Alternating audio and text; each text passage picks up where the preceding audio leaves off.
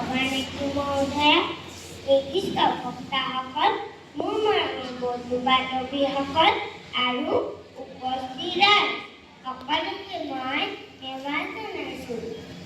আজি জয়তী মইনা পাৰিজাতৰ প্ৰথম দ্বিবাৰ্ষিক শিশু সমাৰোহখনিত উপস্থিত থাকিবলৈ পাই নিজকে ধন্য মানিছোঁ। মইনা পাৰিজাত হ'ল এগছি চাকিৰ দৰে, যি আমাক জ্ঞানৰ পোহৰে জ্বলাই তোলে। মই যেতিয়া প্ৰথম পাৰিজাতলৈ গৈছিলোঁ, তেতিয়া মই পাৰিজাতৰ বিষয়ে একোকে জনা নাছিলোঁ। তেতিয়া মই পাৰিজাতলৈ যাবলৈও বিচৰা নাছিলোঁ। মায়ে যে ইমান জোকাই আহিছিল, তাৰ পাছত মোৰ পাৰিজাতলৈ আহি বৰ ভাল লাগিবলৈ ধৰিলে। তাত আমি নতুন নতুন বন্ধু বান্ধৱী, দাদা বাইদেউ সকলোকে লগ পাওঁ আৰু বিভিন্ন ধৰণৰ খেল ধেমালি, নাচ গান আৰু নজনা কথা শিকিবলৈ পাওঁ। মই প্ৰথমতে কেনেদৰে কবিতা আবৃত্তি কৰিব লাগে এই বিষয়ে জনা নাছিলোঁ। তাৰ পাছত মই পাৰিজাতলৈ আহি কেনেদৰে কবিতা আবৃত্তি কৰিব লাগে সেই বিষয়ে শিকিব পাৰিলোঁ। তাৰ পাছত মই পুৰবী মইনা পাৰিজাত আৰু জেউতী মইনা পাৰিজাত দুবাৰ পুৰস্কাৰ পাবলৈ সক্ষম হৈছোঁ।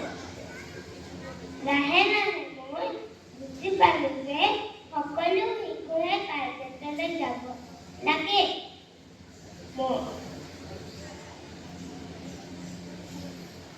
মইনা পাৰিজাতে আমাক শিশুসকলক জ্ঞান প্ৰদান কৰি শৈক্ষিক দিশত আগুৱাই যোৱাত যথেষ্ট সহায় কৰে। এয়া কৈ এটা কবিতাৰ সৈতে মোৰ বক্তৃতা সামৰণি মাৰিছোঁ।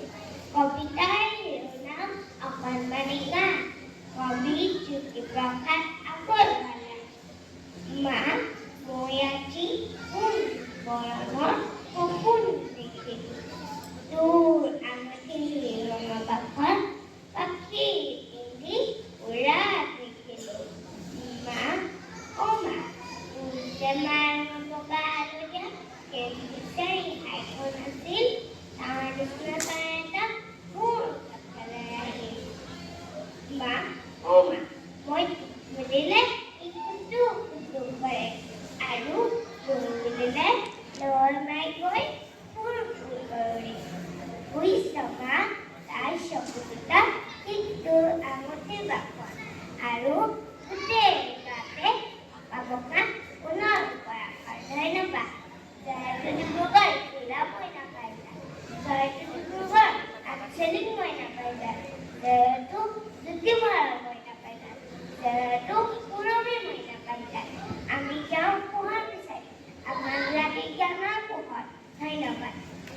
ধন্যবাদ ভাৰতী ভূঞা, তোমাৰ উজ্জ্বল ভৱিষ্যত কামনা।